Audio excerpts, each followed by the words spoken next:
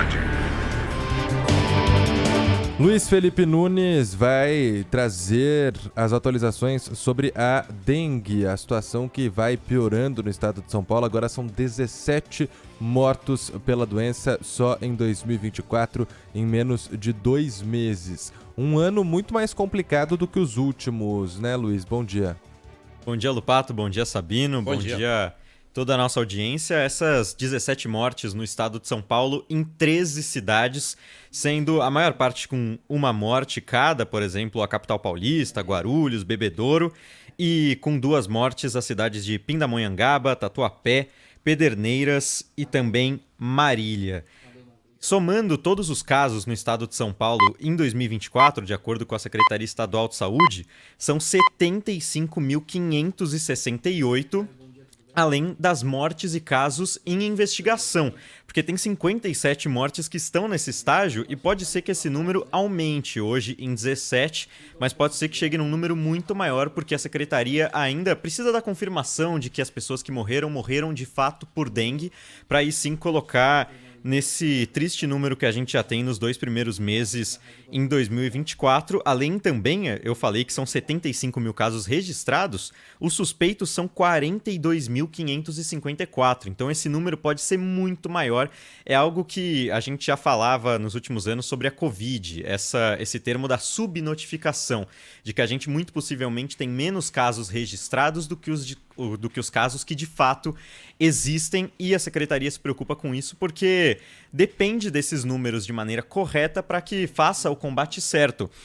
A doença agora da dengue. Na capital paulista são 15.985 casos, ou seja, quase 16 mil casos confirmados, uma morte e 7 mortes em investigação que podem se somar a esses números que a gente falou. Falando da parte positiva, ou seja, das vacinas, que é o bem que pode nos proteger dessa doença e que nesse momento está sendo ministrada para crianças entre 10 e 14 anos, que é o público-alvo da campanha de vacinação do Ministério da Saúde. Isso porque as crianças nessa faixa etária têm maior possibilidade de serem internadas, então é por isso que a vacina acaba sendo primeiro para esse grupo, que é diferente do que a gente relatou na Covid-19. Em São Paulo, já tem cidades com a vacinação que começaram nessa semana, por exemplo, Guarulhos começou no dia 20, Suzano, Guararema também começaram no dia 20, Mogi das Cruzes, Arujá, Santa Isabel. Hoje começou em Biritiba Mirim nas escolas estaduais e também privadas, então pode ter a vacinação do seu filho se você mora em Biritiba Mirim pelo colégio, só precisa de um termo de compromisso dos pais. A gente fala dessas campanhas de vacinação que acontecem nas escolas, os pais, é claro, por conta da idade das crianças, por elas serem menores de idade, precisam autorizar para que essa vacinação comece nesse estágio de crianças de 10 a 14 anos. Amanhã vai começar em Salesópolis, então pelo menos algumas cidades já recebendo essas 79.400 doses que chegaram ao estado de São Paulo, de um montante de mais de 6,5 milhões de doses que são distribuídas pelo laboratório Takeda, esse laboratório japonês que produz a vacina Qdenga, que chegaram ao Brasil. Então aos poucos começa a vacinação. Lembrando que em São Paulo são quase 80 mil doses, o que significa que vão ser quase 40 mil crianças vacinadas. Por quê? Porque cada criança precisa receber 2 doses com o tempo de 3 meses. Então, o próprio Ministério da Saúde, diversos setores da saúde do Brasil e de outros países que recebem essa vacina afirmam que a vacinação contra a dengue vai ter um efeito maior no próximo ano, mas já é importante vacinar o seu filho, porque as vacinas têm uma boa eficácia e nos próximos meses a gente espera que o Instituto Butantan também consiga fazer a aprovação da vacina deles, que está em estudo desde 2009 e já está na 3ª fase de estudos, Lupato. Obrigado, viu, Luiz? Eu vou aproveitar isso que você trouxe, algumas cidades já começando a imunização, crianças de 10 a 11 anos dentro das escolas, porque nós vamos conversar com o secretário municipal da Educação de São Paulo, Fernando Padula. Bom dia, secretário, tudo bem? Bom dia, Lupato. Bom dia, Sabino. Prazer estar falando no Banheiro Bandeirantes. Bom, queria começar com uma pergunta relacionada às escolas e o combate às doenças. O governo federal anunciou que vai promover uma campanha contra a dengue dentro das escolas. Isso já acontece na rede municipal aqui em São Paulo? A Secretaria Municipal de Educação tem uma ação muito próxima com a Secretaria Municipal de Saúde, foi assim durante toda a Covid, seguindo sempre a orientação da saúde. Nós temos uma pessoa responsável, ponto focal em cada escola, e seguimos e multiplicamos as orientações da saúde para os nossos estudantes e no ambiente escolar, justamente para que a gente faça a prevenção, né? E de não criar lugares que possam ser eventuais criadouros de mosquitos. Esse é o nosso papel enquanto educação, enquanto cidadão, para que a escola não tenha nenhum espaço e também orientando as crianças, os pais, com os materiais que a Secretaria da Saúde nos fornece. E a imunização dentro de escolas, porque há esse projeto também, né, que está tramitando lá em Brasília, em relação à autorização para que as equipes da saúde possam imunizar os alunos, tanto do ensino infantil, fundamental, dentro das escolas. Será analisado pelo plenário do Senado. O senhor concorda com isso? Olha, eu acho até desnecessário ter um projeto de lei para isso. São Paulo já utiliza a escola para fazer vacinação há muitos anos e, precisando, elas estarão sempre abertas à Secretaria da Saúde, porque a estratégia de imunização é importante e a educação é sempre parceira da saúde. Precisando de escola para vacinar, seja qual vacina for, as escolas estarão sempre prontas a apoiar a saúde. Se a estratégia melhor for fazer nas UBSs, faz nas UBSs. Então, isso daí já é uma realidade na cidade de São Paulo, sem precisar de lei. Secretário, eu queria perguntar para o senhor sobre uma decisão. Os conselheiros do Tribunal de Contas do município ontem votaram e descartaram pedalada da Prefeitura da capital paulista em relação à educação. Isso referente às contas de 2021, quando o mínimo necessário foi aplicado para a educação. Quanto que está sendo usado hoje dos recursos municipais para a educação? Porque o mínimo não é muito pouco? Não, todos os anos nós superamos o mínimo, né? 21, 22 e 23, e o recurso aplicado em investimentos significou o maior investimento dos últimos 15 anos na área de educação. São mais de 3,5 bilhões de reais, e o último que mais investiu tinha sido o prefeito Bruno Covas, que investiu 1,7 bilhões em 4 anos.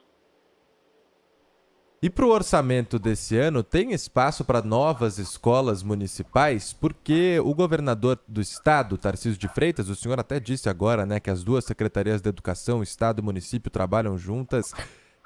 Tarcísio está querendo diminuir em 5% o investimento estadual na educação.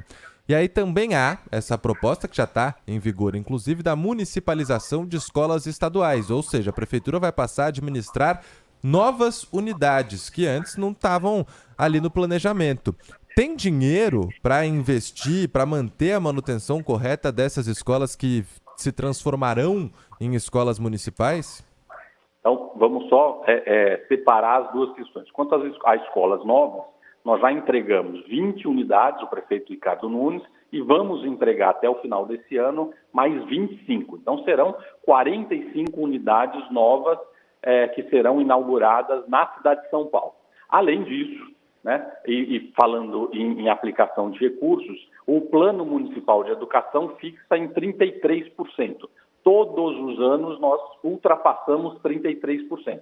Foi 33,5%, 34%, 35%, superando esse investimento. E sim, municipalizamos, foi uma ação que a Secretaria Municipal de Educação tomou essa iniciativa. Como vocês sabem, a LDB determina que a educação infantil é exclusiva dos municípios, né? E o ensino fundamental deve ser prioritariamente dos municípios. Tem tudo a ver a educação infantil, 4, 5 anos, com os primeiros anos do ensino fundamental. O processo de alfabetização e essa integração entre os últimos anos da educação infantil e os primeiros anos do ensino fundamental. Não à toa que o professor aqui em São Paulo chama PEIF, Professor de Educação Infantil e Ensino Fundamental. Ele atua nas EMEIs, que são as escolas de 4 a 5 anos, e nas EMEFs, que são as escolas de Fundamental 1, do 1º ao 5º ano. Faz todo sentido o ensino fundamental estar com o município.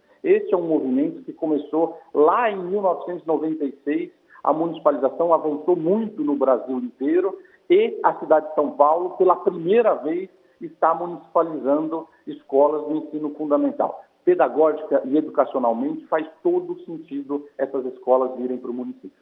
Secretário, como é que está a situação, Marco Antônio Sabino, como é que está a situação das escolas da freguesia do Ó que tiveram obra atrasada pela construtora BB Engenharia e Construções, e que estão ali cheias de materiais, atrapalhando a vida dos alunos?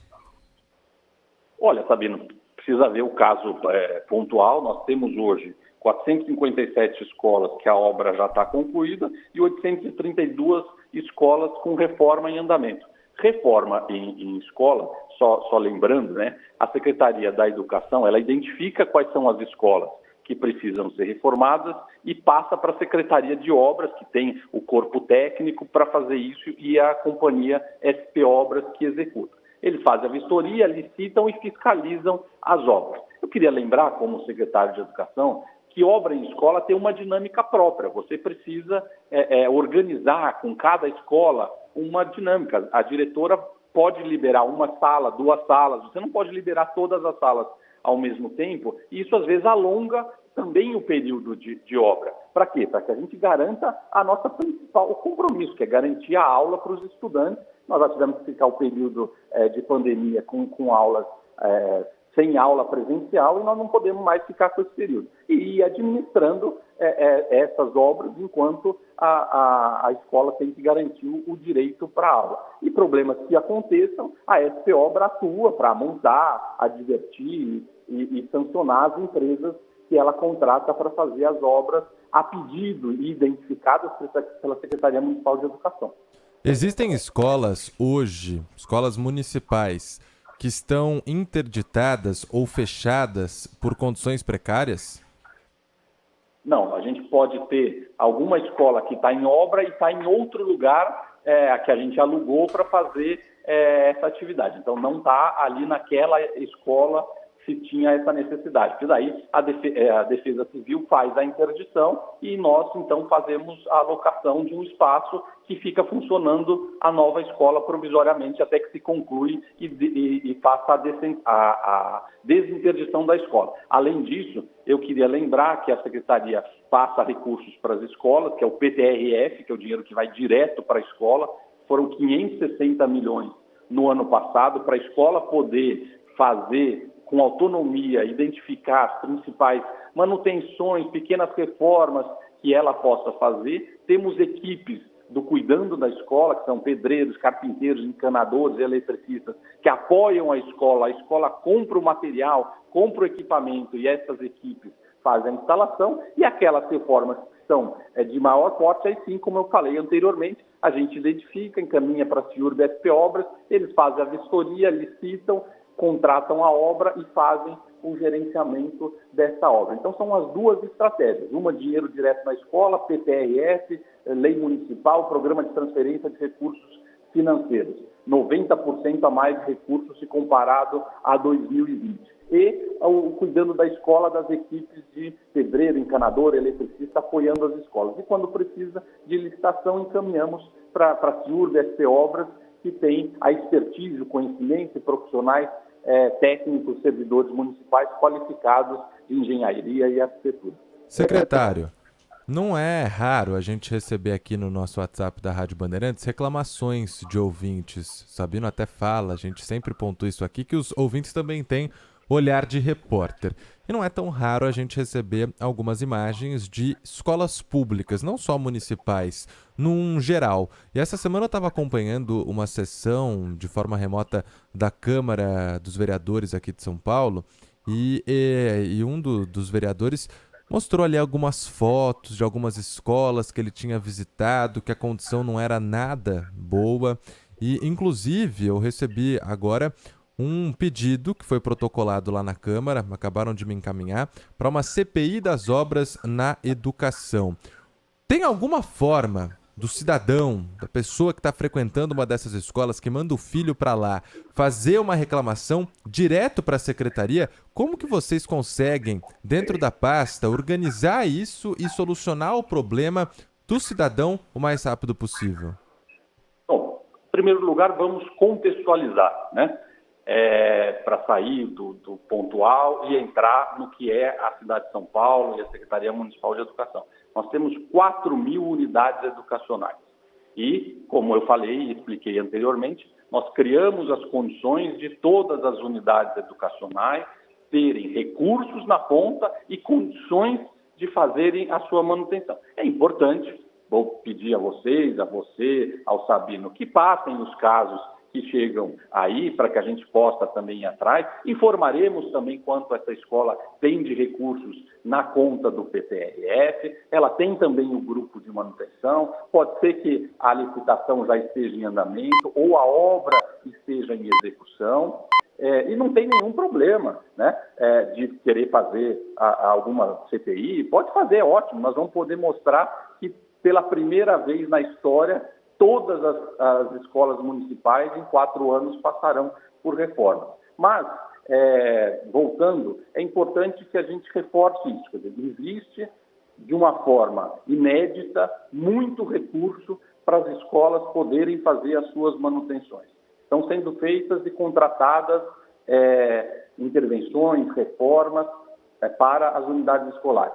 Ótimo, se tiver problema, vamos atuar sobre os problemas, vamos corrigir. É preciso verificar quantos são esses problemas dentro de 4.000 unidades educacionais. Todo problema é problema e precisa ser enfrentado. São 5, são 10, são 15, vamos atuar nele. O cidadão pode sim procurar as nossas diretorias regionais, que estão lá na ponta, tem o plantão da supervisão lá nas diretorias regionais, e a prefeitura tem a ouvidoria e o 156, onde isso pode ser encaminhado. Então pode ser via canal com as DREs, via canal com a 156 e ouvidoria da prefeitura, e os problemas, nós vamos atuar sobre esses problemas. E também contextualizando o que são esses problemas dentro de todas as unidades educacionais que existem na cidade de São Paulo. E continuaremos criando as condições para que todas as escolas estejam em bom estado. Mandando dinheiro direto para a escola, para ela fazer a pequena manutenção, o conserto, a manutenção, tendo os profissionais para apoiar a escola, cuidando da escola, perdendo carteira, encanador, eletricista, e se precisar de licitação, fazemos a licitação. E precisamos seguir os trâmites legais, com os prazos legais de uma licitação, porque senão depois também estaremos sendo cobrados de não estar cumprindo os prazos. Mas sempre cumpriremos a lei, e problemas existem, vamos atuar em cima do problema. Fernando Padula, secretário municipal da Educação de São Paulo, conversou com a gente aqui no Manhã Bandeirantes. Obrigado, secretário. Um abraço. Obrigado, secretário. Obrigado, eu que agradeço. Sempre à disposição.